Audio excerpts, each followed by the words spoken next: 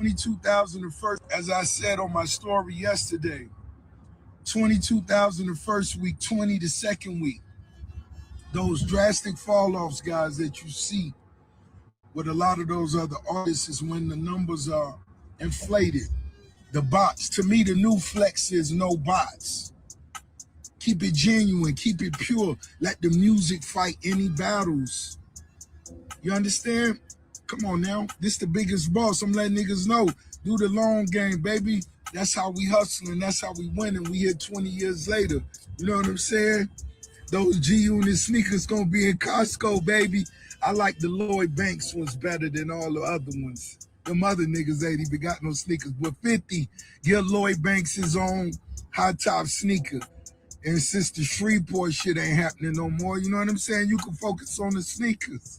And for example, if those numbers not inflated, why can't these same people with all these followers sell other products outside of the music?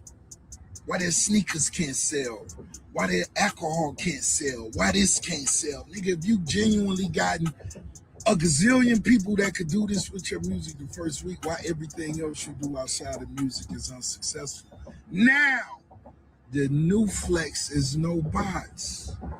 You the boat, nigga. That's what Ricky Rose is. You know what I'm saying? You feel me?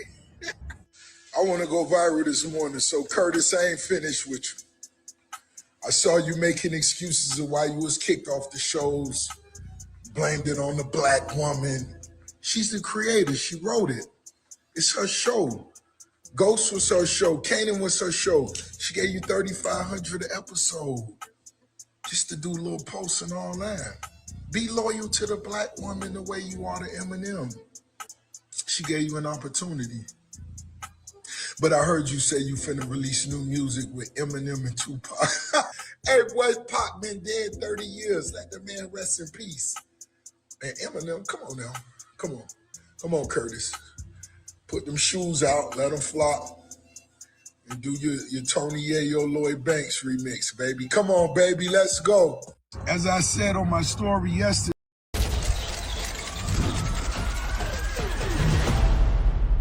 well, we seen that, and we definitely heard that, didn't we? Think so.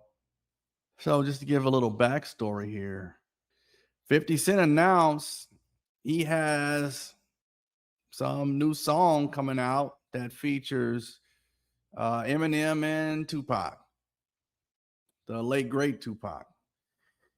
And Rick Ross heard that and did the only reasonable thing, at least according to Rick Ross, and that is laugh in public. Look, buckle up. This one's gonna be a rough one. So look, here's the setup.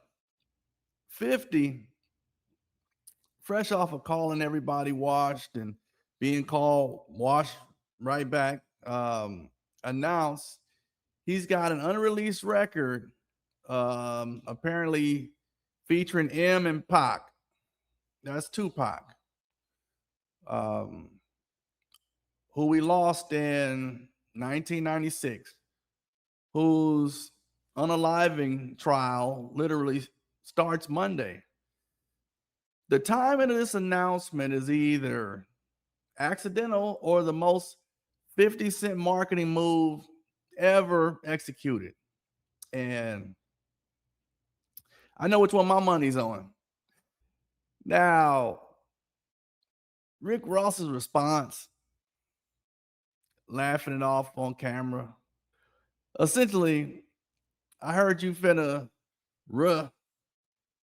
That's what I heard. And the internet filled in the rest.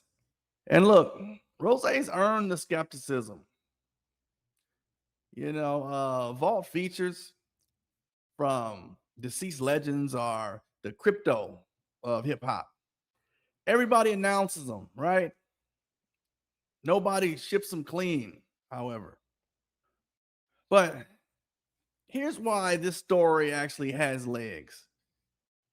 This isn't like a one-off situation. This is like chapter 3. Ross called Drake washed. Then Set in Stone posted soft numbers, which that's being nice. Actually, it flopped, some would say. Then Kid Miro clowned him about it. Now he's pointing and laughing at 50. And 50 just doesn't absorb laughter. This is a man who bought 200 front row tickets at a Ja Rule concert just to leave them empty. He is definitely the most committed, petty, billionaire adjacent human alive. The response is not a question of if, it's a question of which meme format. And the Tupac angle makes it so much bigger than just beef. If the song is real, dropping Vault Pac the same season as the trial is going to spark a whole ethics conversation. Who profits from Pac's voice while a courtroom sorts out his untimely demise? That's the real question wearing a petty costume. So, is the song real? Or is this a 50 Cent chaos grenade? Does Ross catch a diss track or a meme barrage? And should anybody be releasing new Tupac right now? Well, before I let you all get to it, let me land on these real quick. First off, I would imagine it's real. I would imagine he has real. I mean, so if it's a song with 50 M and Pac, they only need one verse. It doesn't even have to be much of a verse, I don't think, for it to be considered a Tupac feature. Is it going to be something recycled? Could be something that maybe is maybe we heard already. I mean, I don't know. I guess stranger things have happened before. But also Tupac could have these standalone verses that nobody knew what to do with. Also, so a lot of things could be possible, which we will see here shortly. But 50 is a master marketer, and he probably went and sought out some leftover Pac remnant lyrics that nobody knew what to do with, and maybe he purchased them that way. And that would make sense. I mean, that's sound like a good strategic business move right now to release that right now because of the case going on, which is going to be really high profile and all across the nation, if not the world, to finally give some closure to this. But that's my opinion. I think it could be very real. And I don't know what he would gain by just making that up. I mean, what does that do? That doesn't make a whole lot of sense. Does Ross catch a diss track? Or I think neither. Would a diss track do to Rick Ross or his legacy at this point? I mean, it is what it is. Like he said, he's been around 20 some odd years. Fact. What I don't like is the constant back and forth, and that's from both, and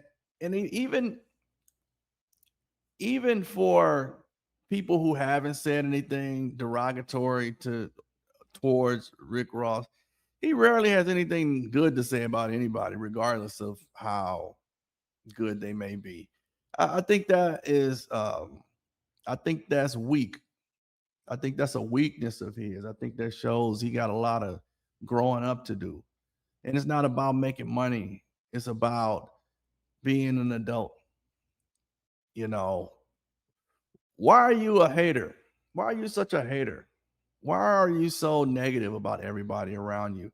You made so much money, you got the accolades, you got the catalog. You can't congratulate anybody for free. I rarely see that. But that's some soft activity from Rick Ross, and it's kind of standard at this point that that's how he responds to anybody. I mean, even the call Drake washed, like he broke some record and he said that his album was horrible. Like, bro, just stop chiming in. If you can't do nothing but just hate on everybody publicly because you got money, like, man, just shut up, man. Nobody want to hear you, bro. Go on off somewhere to the retirement home, man. Nobody checking for you. Nobody looking for your new music. And that got nothing to do with no bots. And clearly, you don't have no friends around you because nobody's gonna tell you the truth. Like, bro, stop making music. Go make some chicken. Make me some lemon pepper wings. Now that don't, I know that that's him and 50, and that's how they get down. But 50 shouldn't be doing that either. Both of them is on that, man, and I think a lot of people just tired of seeing both of it. But I think he's worse than 50. I think he is. Just that's my opinion. I think he's worse than 50 as far as just being petty and soft. And it don't look manly. It don't look masculine. It don't look none of that, because that's not what men do. It's okay if you want to. It's okay. We can make fun of each other, but at the end of the day, we need to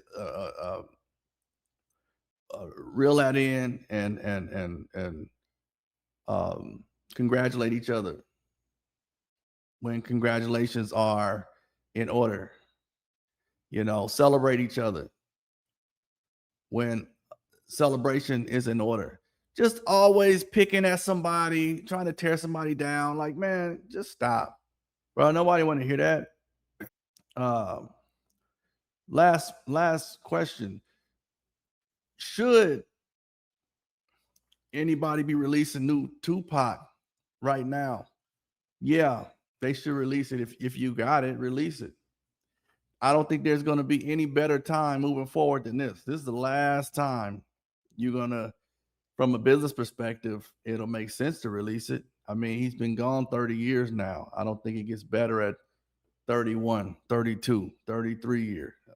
This is like pretty much now or never. Because once this is, everybody else is in that car that allegedly, you know, was responsible for unaliving Tupac. They're all gone. Keefe D is the last person standing.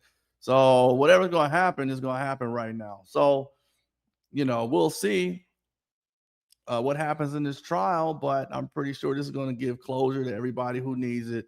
And this will be the final chapter of Tupac, basically. So whatever your thoughts are, please let me know in the comments below. I'll read them, and we'll have plenty of time to go over that this upcoming week when the trial gets started. But that's all I got. This story's gonna age pretty fast, but we'll keep the receipts. This is the Clout Report. Please like, please share, please subscribe. Peace.